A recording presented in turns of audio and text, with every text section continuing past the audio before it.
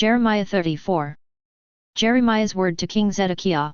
This is the word that came to Jeremiah from the Lord when Nebuchadnezzar, king of Babylon, all his army, all the earthly kingdoms under his control, and all other nations were fighting against Jerusalem and all its surrounding cities. This is what the Lord, the God of Israel, says, Go, speak to Zedekiah, king of Judah, and tell him, this is what the Lord says, I am about to hand this city over to the king of Babylon, and he will burn it down. As for you, you will not escape from his hand but are certain to be captured and handed over to him. You will meet the king of Babylon eye to eye and speak face to face, you will go to Babylon. Yet hear the Lord's word, Zedekiah, king of Judah.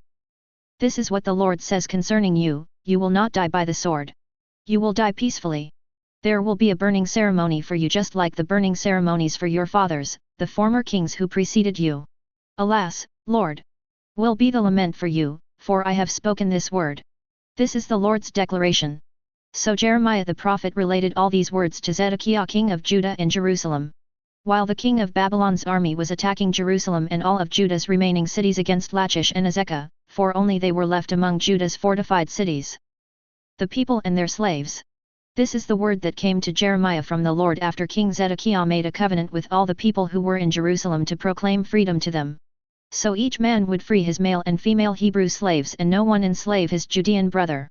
All the officials and people who entered into covenant to free their male and female slaves in order not to enslave them any longer obeyed and freed them. Afterwards, however, they changed their minds and took back their male and female slaves they had freed and forced them to become slaves again.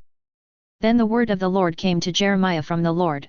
This is what the Lord, the God of Israel, says, I made a covenant with your ancestors when I brought them out of the land of Egypt, out of the place of slavery, saying, at the end of 7 years, each of you must free his Hebrew brother who sold himself to you.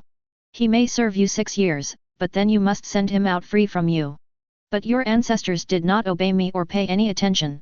Today you repented and did what pleased me, each of you proclaiming freedom for his neighbor. You made a covenant before me at the temple called by my name. But you have changed your minds and profaned my name. Each has taken back his male and female slaves who had been freed to go wherever they wanted, and you have again subjugated them to be your slaves. Therefore, this is what the Lord says, you have not obeyed me by proclaiming freedom, each man for his brother and for his neighbor. I hereby proclaim freedom for you. This is the Lord's declaration. To the sword, to plague, and to famine. I will make you a horror to all the earth's kingdoms. As for those who disobeyed my covenant, not keeping the terms of the covenant they made before me, I will treat them like the calf they cut in two in order to pass between its pieces. The officials of Judah and Jerusalem, the court officials, the priests, and all the people of the land who passed between the pieces of the calf, will be handed over to their enemies, to those who want to take their life. Their corpses will become food for the birds of the sky and for the wild animals of the land. I will hand Zedekiah king of Judah and his officials over to their enemies, to those who want to take their life, to the king of Babylon's army that is withdrawing. I am about to give the command. This is the Lord's declaration. And I will bring them back to this city. They will fight against it, capture it, and burn it down. I will make Judah's cities a desolation, without inhabitant.